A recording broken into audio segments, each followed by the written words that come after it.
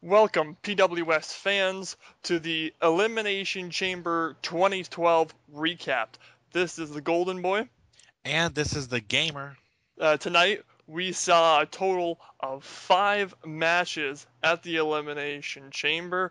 Four of them were championship matches. One was being an impromptu match, and we're going to dive right into it. The opening match of the night, which was a shocker, was the Raw Elimination Chamber match for the WWE Championship. We saw CM Punk defend his title against 5 other competitors.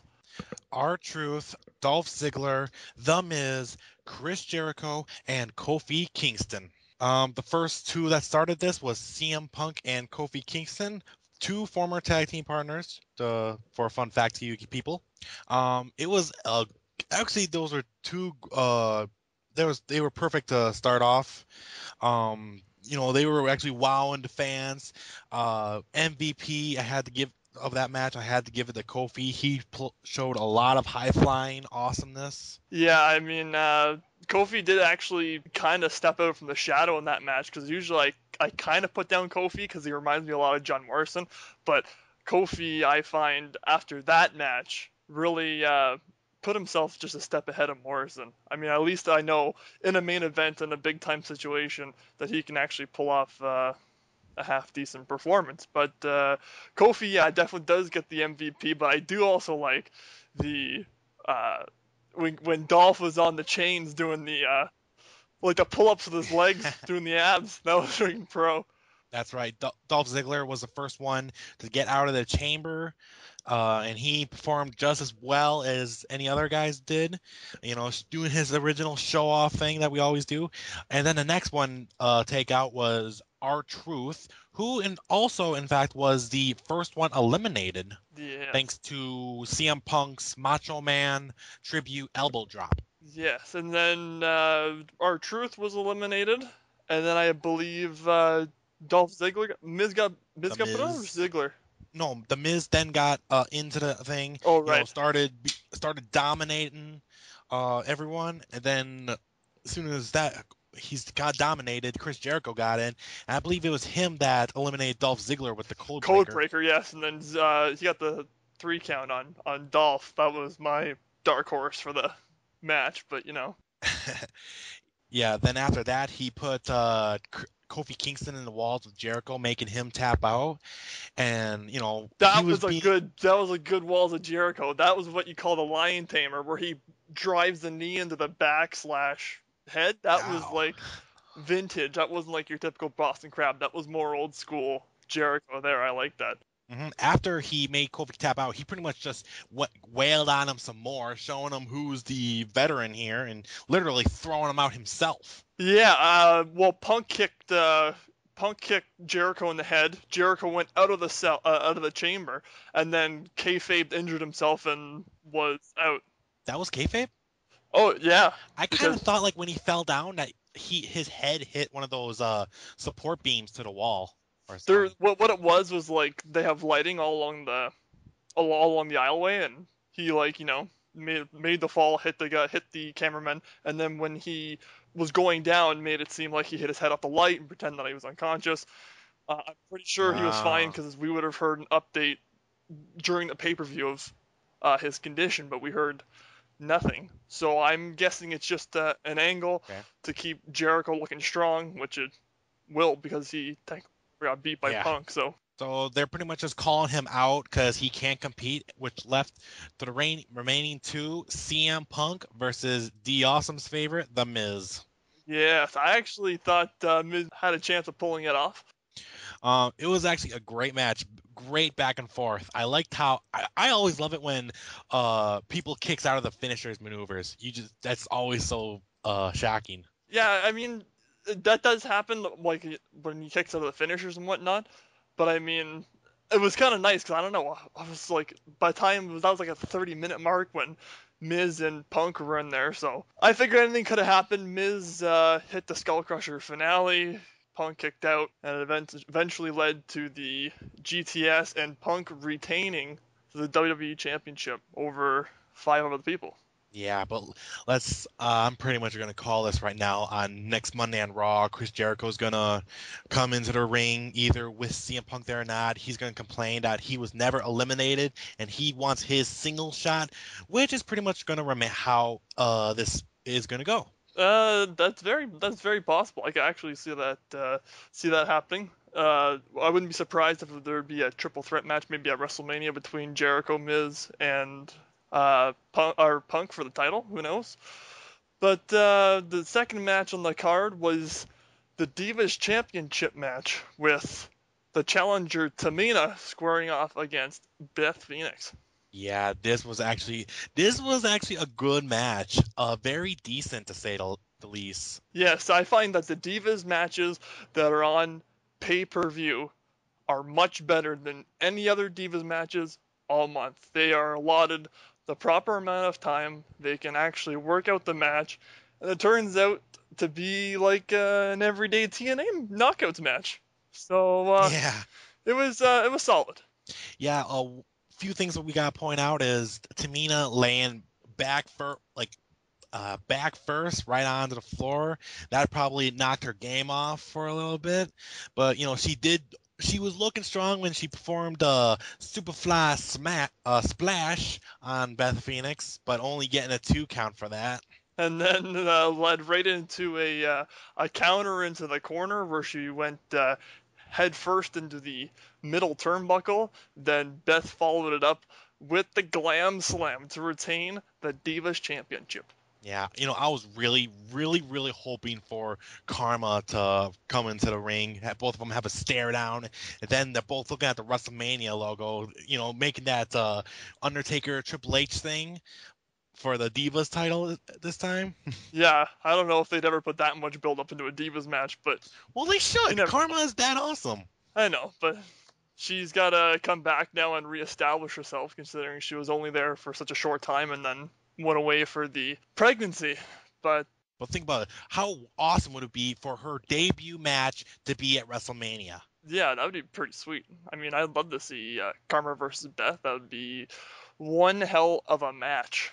Well, anyway, after that, John Laurinaitis decided to make a comment or an announcement that he's trying to become general manager for both Raw and SmackDown because of the poor controlling that Teddy Long is performing. The SmackDown superstars were complaining as we saw the returns of Alberto Del Rio, Christian, and the world's strongest man, Mark Henry. yes, I drew a blank.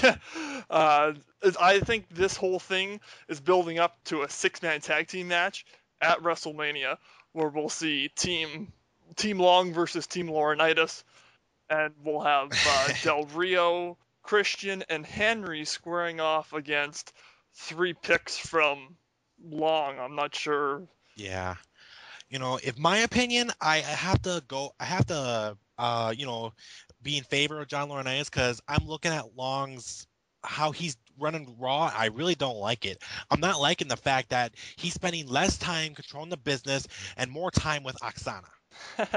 Yeah, and let alone that's annoying. Let alone the story that I've heard of Teddy Long back in the day stealing championship belts from when corporations were finished. So that's a whole another story together about Teddy. But that'll be an interesting thing, a little 6-man tag. I'm not too sure who the 3 faces that will be that Teddy will pick, but that's three pretty decent superstars that Laurinaitis has under his belt with Henry, Del Rio, and Christian. 2 a former world champion and one actually all 3 of them are former world champions. So who knows? I have no idea who can save Long from those 3. Yeah. After the Divas Championship match, we had the SmackDown portion of the Elimination Chamber, where we saw Daniel Bryan put up his World Heavyweight Championship against 5 other competitors. That's right. We had Big Show, Wade Barrett, the Intercontinental Champion, Cody Rhodes, the Great Khali, and Santino Marella. It's very sad when Santino Marella gets the pop of the night. I know. And during the show, they were showing clips of him doing like Rocky workouts, and they were making it look like he was doing it with the Eye of the Tiger. But a little fun fact, that's actually Eugene's old theme song back in the day. If you guys remember who Eugene is. I positively remember Eugene, and that was definitely his theme song he was using in the whole Rocky vignettes that they were doing backstage. I personally feel that the SmackDown Elimination Chamber, the crowd was more into it with Santino because they had this whole underdog thing. Oh my gosh, he's gonna, Oh. potentially win, but there's no way after everything that they're gonna put the strap on Santino. I wouldn't be surprised, however, but Honestly, if they made Santino win the world title, I'd be done with the WWE forever. It's just that horrible. everyone says that. It's just like a little fun fact. Like it's just like saying that you'd never masturbate. You say you won't, but you know it'll happen. So that's the same thing about people saying, "Oh, I'm not gonna watch WWE because this, and this." You'll still Okay. watch it. You'll watch it for the hope that it would change and turn into something that it once was, which it won't. Honestly, the only thing I was really hoping for in this match was Santino and Daniel Bryan getting brutally hurt. That was Yeah, what I was really hoping for. you have to think What? though. Daniel made Santino look pretty good in that match though, especially near the end. Yeah. Well, anyway, before we get to that, let's start with all the way through. The first one eliminated was the Great Khali. Yes, that Uh, was in pretty quick fashion too after he got out of the chamber. yeah, I'm just thinking, oh wow, how he was in the roster, he's back where he was. Like we're just gonna be seeing him superstars now. Yeah, well, his time with the company is probably going to be up very soon. That was mentioned a few weeks ago or months ago or a month ago or so. They were talking about that everything's pretty mutual between them. He's just kind of sitting there quiet, but he'll probably be gone within the near future. One thing I have to say, spot of the match was when Big Show was going after Daniel Bryan in the chamber, in the and he ripped open the top. And he literally ripped the That was pretty chains cool. out from the top. Like he didn't want to wait anymore. He just went up there and just got in there and just Oh started yeah, that was wailing actually on pretty cool. him. I thought that was pretty like Oh, I love that so much. But sadly, Big Show was the next one eliminated after a group attack, actually, from Cody Rhodes and Wade Barrett. yeah, that was a group of the youngsters. They gave him a decent beating, and then I believe Ro- Cody Rhodes was then eliminated by Santino. I know. A roll up, Yeah, nonetheless. we got him with the roll up, and then And then next one was Wade Barrett by yeah, was it Wade Barrett was put out by Santino. really him too? Oh my Yeah, God! Are you telling me that Santino got the most eliminations in that match? by the sounds of it, yeah, because Santino had Oh, two. and Big Show had one, and Daniel Bryan got one because much as we can tell, we would like to tell, it was Daniel Bryan who defeated Santino Marella with the LaBelle lock. Yes, he kicked out of the Cobra, and as Santino was in shock that he kicked out of the Cobra, he just snagged him into the LaBelle lock. It looked like Santino was gonna reverse the LaBelle lock, but Daniel re-cinched it in and got the submission victory. This is like the first time in a while that I was hoping for Daniel Bryan to win. I actually like, I actually can stand Daniel Bryan among most people out there because I just know his past. So, uh, Honestly, I was hoping for Wade Barrett to win because did you watch him attack Santino and Daniel Bryan? One thing, he tied Santino's arms to the chain and just booted him when he was stuck, and then he grabbed Daniel Bryan's head and rammed him into the chamber doors. That was yeah, it was awesome. pretty good. Let alone they had the spot where Big Show put Bryan through the Lexan plexiglass that are Mhm. surrounding the chambers. But So anyway, yes, it was Daniel Bryan who won, but then after the match, Sheamus, the 2012 Royal Rumble winner, came out and had a showdown, and then he did this. He did Finley's Celtic Cross. I'm probably just gonna say that he's probably calling it something else, but we're just knowing it as the Celtic Cross.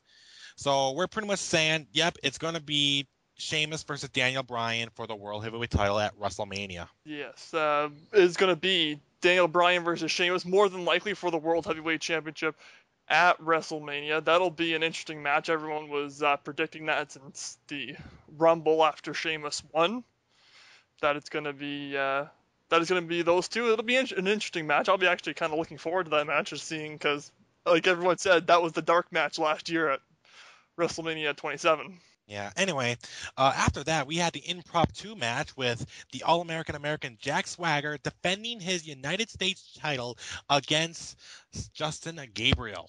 Justin Gabriel and Jack Swagger, that match was basically total filler because they needed to allot some time away. It was a great match. I didn't actually during the match I didn't know who Jack Swagger was facing against. I only saw the end of that promo, but as soon as Justin Gabriel went, I was like, oh yeah, I see him as a future U.S. champion. Yeah, they could put a mid-card title on him for sure. They already put the tag titles on Gabriel and Slater, so I could definitely see him winning a U.S. title. I don't know about Intercontinental title yet, but definitely a U.S. championship. This match was, as I said earlier, used for filler, just so the time allotment for the Cena-Kane match would be just right. And anyway, actually, before we say that, we might as well go over that Justin Gabriel did not win it because Jack Swagger defeated Justin Gabriel with the ankle lock. Exactly, yeah. It was. I wouldn't say it was a squash match. There was some exchange between both superstars in the match, but it was pretty short just because they just needed to fill the void.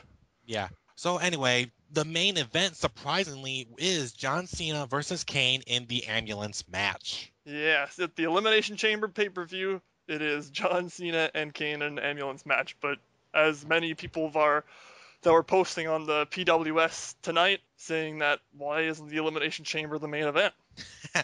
I guess just because John Cena's in it. He's always the main event guy.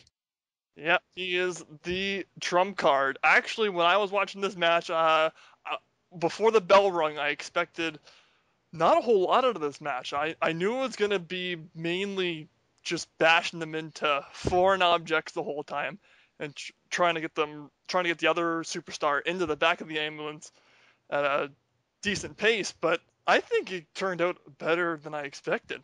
Yeah, they had great back and forth. One thing I want to say is funny was when John Cena was ramming the steps and TV monitors and the cane. He's pretty much talking to Booker T. Am I in your Fave 5 yet? Yeah, I saw that. And he took the mic and he drilled Kane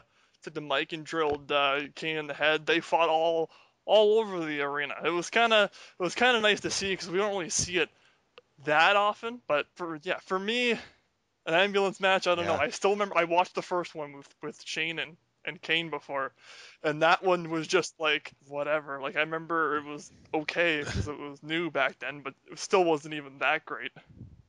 Yeah, well, anyway, this one was great, and it ended great, too, with John Cena getting Kane up on his shoulders on top of the ambulance truck and performing the attitude adjustment off of the and onto ground. Yeah, well, he threw him into that little box area, so there's probably some decent padding in there, but trampoline or so, maybe. But Kane sold it really well.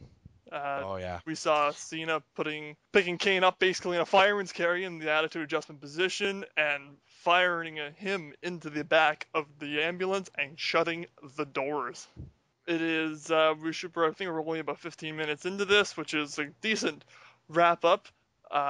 Remember to visit us at www.facebook.com/PW Spotlight.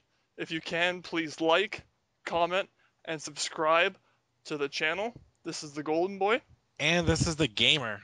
And we are signing off.